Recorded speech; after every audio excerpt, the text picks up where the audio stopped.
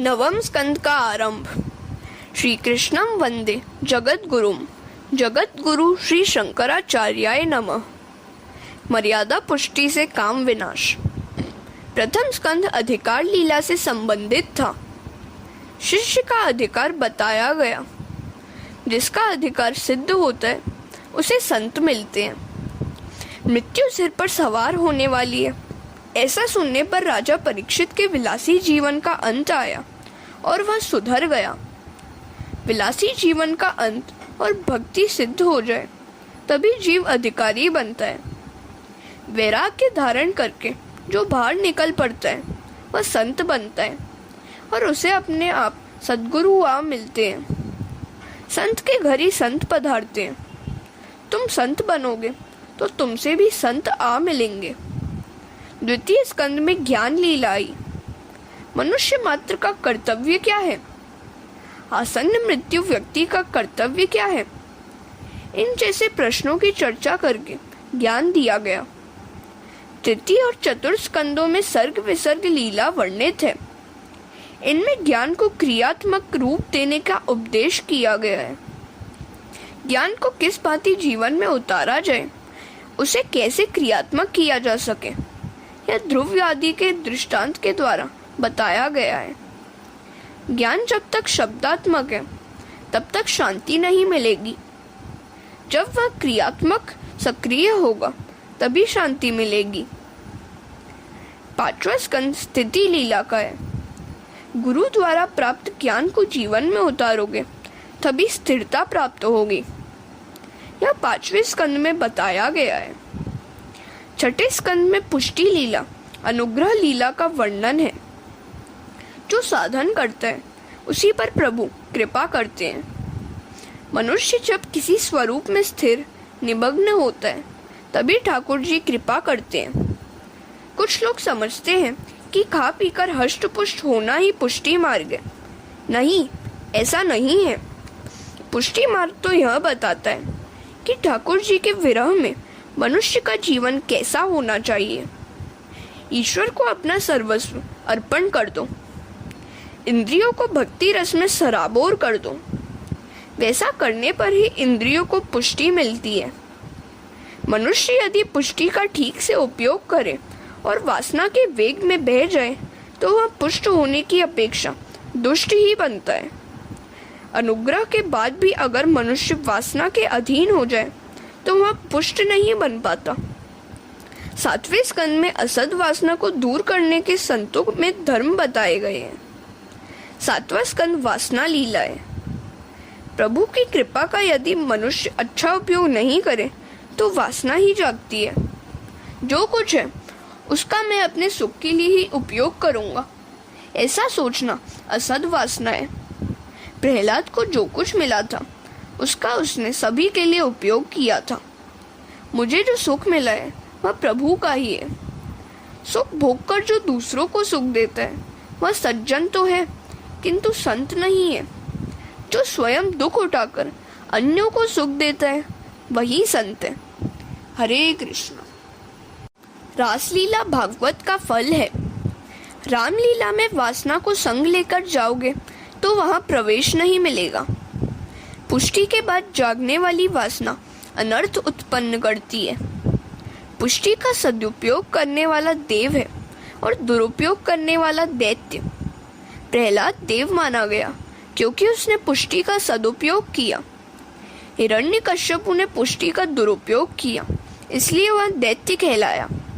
प्रहलाद की वासना सद्वासना है, हिरण्यकश्यप की असद वासना और सामान्य मनुष्यों की मिश्र वासना है। किंतु सभी लोग बुद्धि का सदुपयोग नहीं करते हैं। ईश्वर द्वारा समय, संपत्ति और शक्ति का जो सदुपयोग करे वह देव है और जो दुरुपयोग करे वह दैत्य है। ईश्वर तो जीव पर कृपा करते ही है, किंतु अज्ञानी जीव उसका दुरुपयोग करता है, इसलिए वह दुष्ट बन जाता है। सातवें स्कंद में बताई गई वासना का 4 उपायों से तो नाश हो सकता है। पहला, आपत्ति में, दुख में हरि का, भगवान का स्मरण। दृष्टांत गजेंद्र है। दूसरा, संपत्ति की अवस्था में सर्वस्व का दान। बलि राजा की भांति इस अवस्था में सर्वस्व ही भक्ति बन जाती है। रासलीला में हमें प्रभु से मिलना तो है, किंतु वासना का आवरण जब तक बीच में है तब तक मिलन में आनंद नहीं आ सकता। वासना का विनाश करके निर्वासन होकर रासलीला में जाना है। वासना का क्षय होने के बाद रासलीला में ईश्वर और जीव का मिलन होता है। संयम और सदाचार का आसरा लोगे तभी रासलीला में स्थान मिलेगा। अष्टम स्कंद में संतों के 4 धर्म बताए गए हैं। फिर भी सुखदेव जी को लगा कि अब भी परीक्षित राजा के मन में कुछ थोड़ी सी सूक्ष्म वासना रह गई है। यदि राजा उस सूक्ष्म वासना को मन में ही लेकर रासलीला में जाएगा तो वहां भी उसे काम ही दिखाई देगा। मैं राजा को रासलीला में ले तो जाऊंगा, किंतु यदि उसके मन में काम बाकी रहा होगा तो उसे वहां भी लौकिक कामाचार ही दिखेगा। जिसके अपने मन में काम है उसे हर कहीं काम ही दिखाई देता है। एक गृहस्थ की जवान पुत्री ससुराल जाने लगी तो उसे रोना आ गया। पिता का हृदय भी भर आया। रोते रोते पुत्री पिता को वंदन करने लगी तो पिता ने उसे हृदय से लगा लिया और सांत्वना देने लगा। यह तो वात्सल्य भरा निर्दोष आलिंगन था, किंतु रास्ते पर चलते हुए किसी व्यक्ति ने इसमें विकार देखा। वह नहीं जानता था कि ये कौन है। पिता पुत्री का मिलन शुद्ध है, किंतु उससे भी लाख गुना शुद्ध है गोपी और कृष्ण, जीव और ईश्वर का मिलन। यह मिलन रासलीला में होता है। रासलीला में काम बिल्कुल नहीं है। सुखदेव जी के दर्शन मात्र से अप्सराओं के काम का नाश हुआ था। जो अतिशय निष्कामी है वह काम की कथा कैसे कह पाएगा। सुखदेव जी निष्कामी है। जिनके दर्शन मात्र से अन्य लोगों के मन में बसे हुए काम का नाश हो जाता है, वैसे महात्मा यह कथा कह रहे हैं। जिस प्रकार सूर्य के निकट अंधकार नहीं जा सकता, वैसे ही काम कृष्ण के निकट नहीं जा पाता है। बुद्धि में काम होगा तो कृष्ण के दर्शन नहीं होंगे। बुद्धि में जब तक वासना रूपी विषय कायम है तब तक ईश्वर रूपी रस जम नहीं पाएगा। राजा की बुद्धि को स्थिर करने के लिए, शुद्ध करने के लिए 9वें स्कंद में सूर्यवंशी और चंद्रवंशी राजाओं की कथा कही गई है।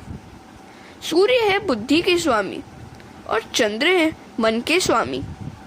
बुद्धि की शुद्धि के लिए सूर्यवंशी रामचंद्र जी का चरित्र कहा गया और मन की शुद्धि के लिए चंद्रवंशी श्री कृष्ण का। हरे कृष्ण। रामचंद्र की मर्यादा का पालन करोगे तो तुम्हारे मन का रावण मरेगा, तुम्हारे मन का काम मरेगा तो परमात्मा कृष्ण पधारेंगे। राम के बाद कृष्ण आते हैं। जो रावण को, काम को मार सकता है, वही कृष्ण लीला का दर्शन कर सकता है। रामचंद्र जी के चरित्र का वर्णन रामायण में विस्तार से किया गया है। उसी का संक्षिप्त वर्णन यहाँ भी कुछ हेतु पूर्वक ही किया गया है। जो रामचंद्र जी की मर्यादा का पालन करता है उसे ही कन्हैया मिलता है। मन को शुद्ध करने के लिए ही ये लीलाएं हैं। इस 9वें स्कंद में 2 प्रकरण हैं जो सूर्यवंशी और चंद्रवंशी राजाओं के विषय में है। सूर्यवंश में श्री रघुनाथ जी और चंद्रवंश में श्री कृष्ण अवतरित हुए। 7वें स्कंद में वासना की कथा थी। उस वासना का नाश करने के लिए 8वें स्कंद में 4 उपाय बताए गए। संतों के इन 4 धर्मों को जीवन में उतारने से वासना का नाश हो सकता है। वासना को यदि विवेक पूर्वक प्रभु के मार्ग में मोड़ दिया जाए तो वह उपासना बन जाती है और मनुष्य को मुक्ति भी दिलाती है। वासना के विनाश के बाद 9वें स्कंद में प्रवेश करना है। मन और बुद्धि की शुद्धि के लिए यह 9वां स्कंद है। इंद्रियों में बसी हुई वासना स्थूल वासना है और मनोगत वासना सूक्ष्म। संतों के धर्मों को जीवन में उतारने से स्थूल वासना का तो नाश होता है, किंतु मन और बुद्धि में बसी हुई सूक्ष्म वासना का नाश वैसी आसानी से नहीं हो पाता। मन के स्वामी है चंद्र और बुद्धि के स्वामी है सूर्य। सूर्य और चंद्र बुद्धि और मन के देव हैं। इन दोनों की आराधना करने पर बुद्धिगत वासना का क्षय होता है।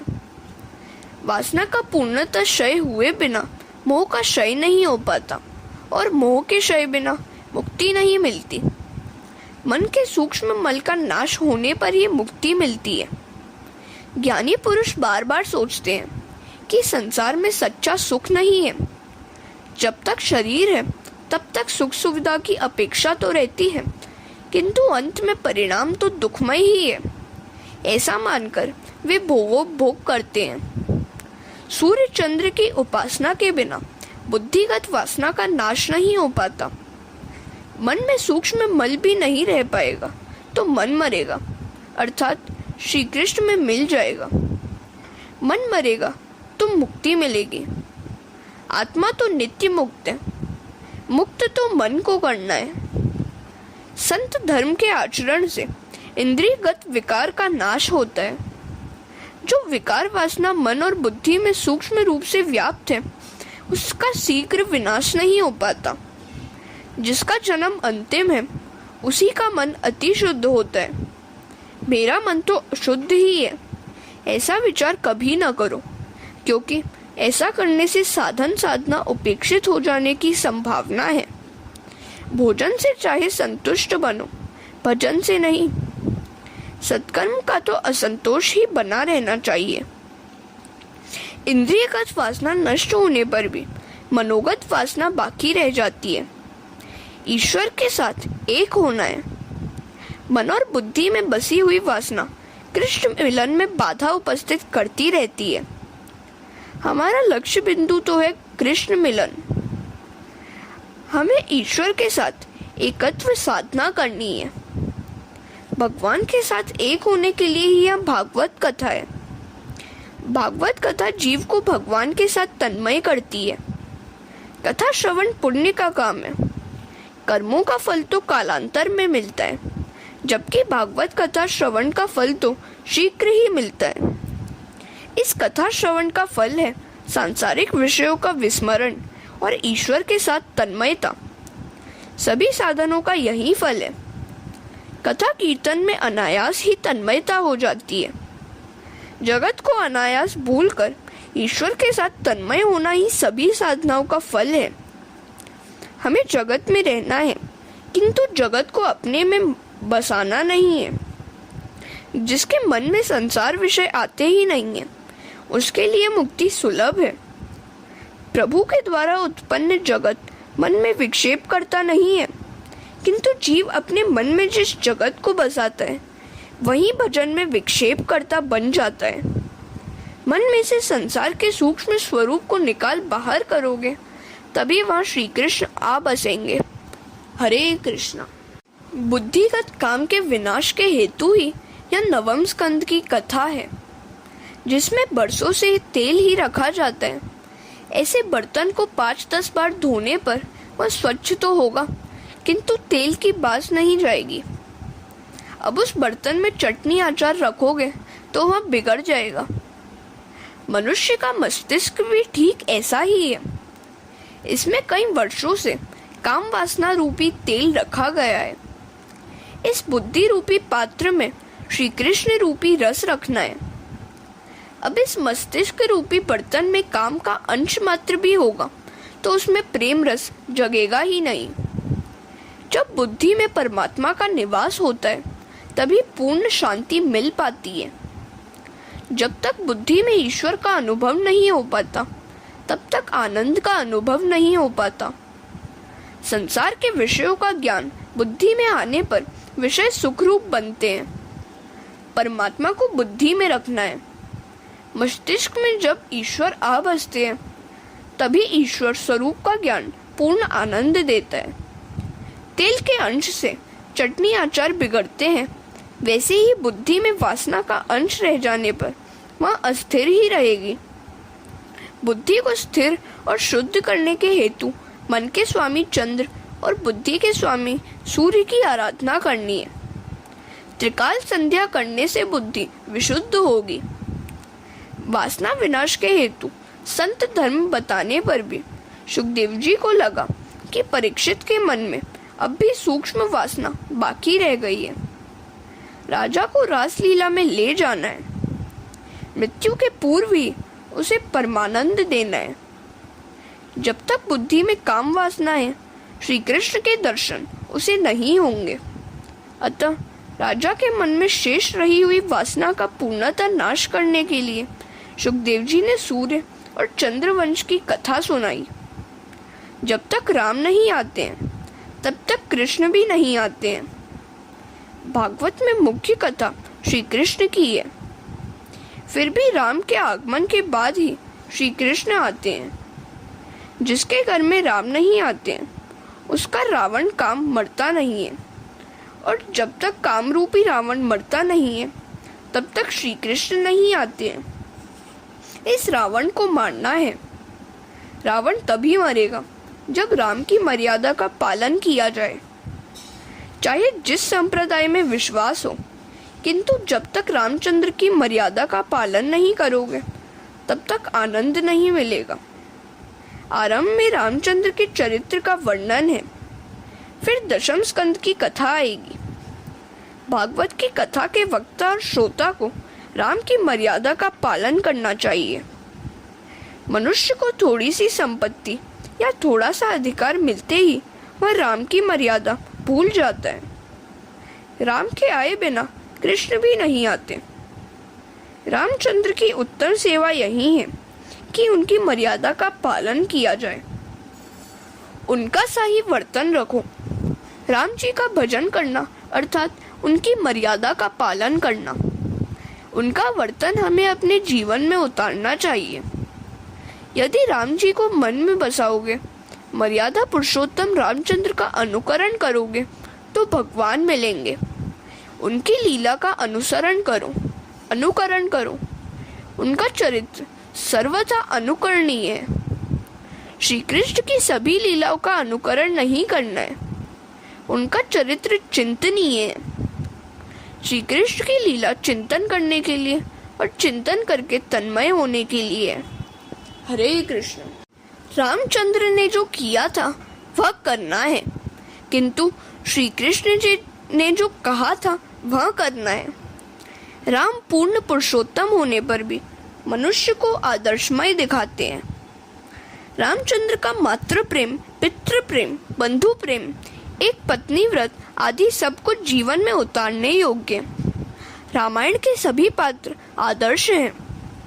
दशरथ जी का पुत्र प्रेम, सीता जी की पति भक्ति, लक्ष्मण और भरत का बंधु प्रेम आदि सब आदर्शमय हैं। श्री कृष्ण जो करते थे वही सब कुछ करना हमारे लिए अशक्य है। उन्होंने तो कालिया नाग को वश में करके उसके सिर पर नृत्य किया था। गोवर्धन पर्वत को भी उंगली से उठा लिया था। श्री कृष्ण के चरित्र का अनुकरण करना ही है तो पूतना चरित्र से प्रारंभ करना। पूतना का सारा विष उन्होंने पी लिया था। विष का पाचन होने के पश्चात अन्य सभी लीला का अनुकरण करना।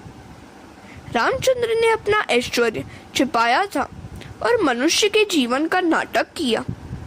साधक का वर्तन कैसा होना चाहिए वह रामचंद्र जी ने बताया है। साधक का वर्तन रामचंद्र जैसा होना चाहिए। सिद्ध पुरुष का वर्तन श्री कृष्ण सा हो सकता है। रघुनाथ का अवतार राक्षसों की हत्या के हेतु नहीं, मनुष्यों को मानव धर्म सिखाने के हेतु हुआ था। वे जीव मात्र को उपदेश देते हैं। उन्होंने किसी भी मर्यादा को भंग नहीं किया है। रामचंद्र की लीला सरल है, उनकी बाल लीला भी सरल है, जबकि श्री कृष्ण की सारी लीला गहन है। रामचंद्र की सरलता तो अंतिम कथा की है। उन जैसा सरल आज तक कोई नहीं हुआ। अग्नि नारायण ने सीता जी को निर्दोष घोषित किया, फिर भी उस मूर्ख धोबी के कटु वचन सुनकर रामचंद्र जी ने सीता जी का त्याग किया। जगत के समक्ष आदर्श रखने के हेतु वे निष्ठुर हो गए। वे जगत को यह बताना चाहते थे कि आदर्श राजा का वर्तन कैसा हो सकता है और कैसा होना चाहिए।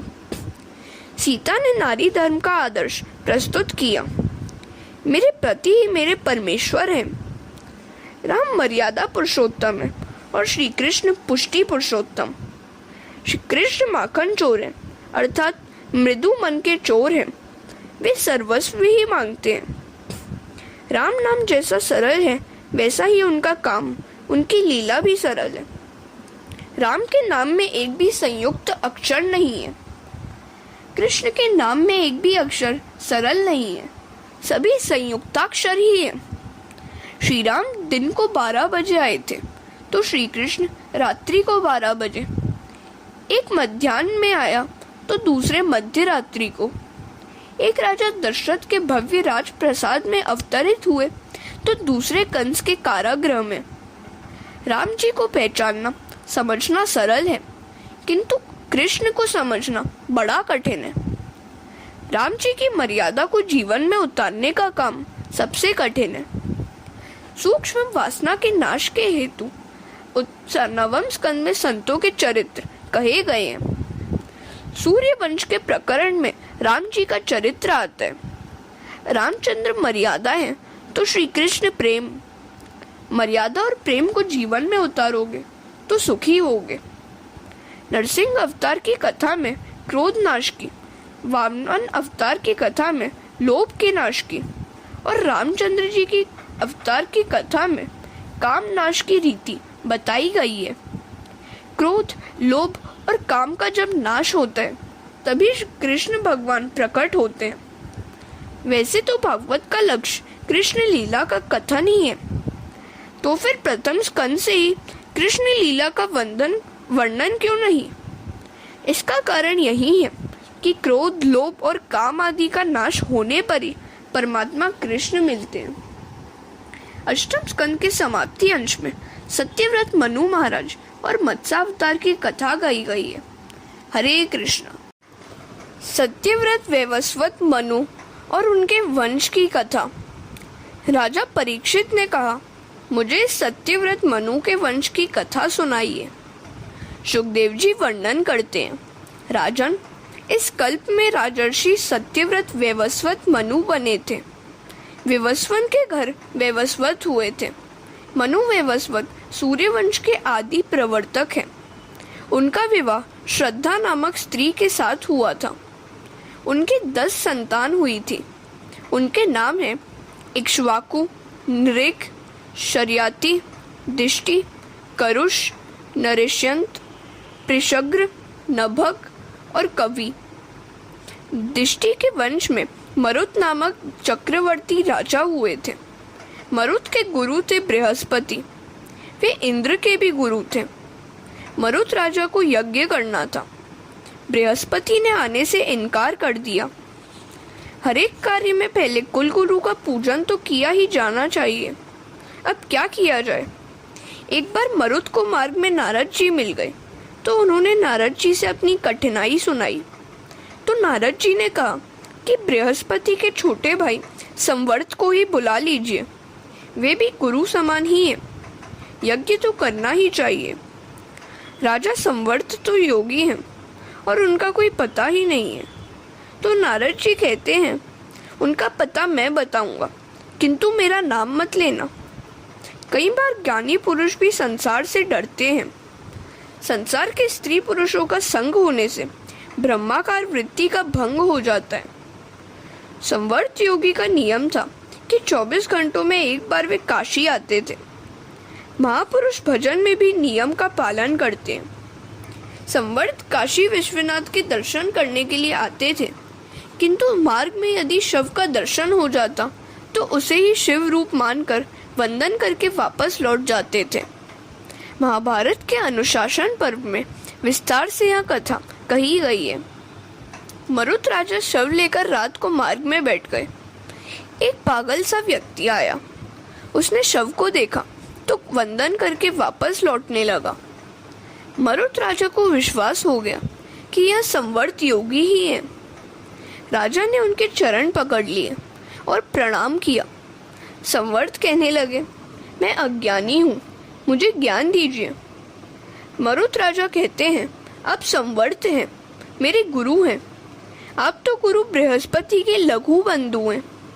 बृहस्पति देवों के गुरु बन गए हैं और उन्होंने मेरे घर आना बंद कर दिया है। मैं यज्ञ करना चाहता हूँ, कोई मुझसे यज्ञ ही नहीं करवाता है। संवर्त ने कहा, मैं यज्ञ तो कराऊं, किंतु तेरा ऐश्वर्य देखकर बृहस्पति तुम्हें कहेंगे कि वे तुम्हारा यज्ञ करने को तैयार हैं और तुम्हारे गुरु बनना चाहते हैं।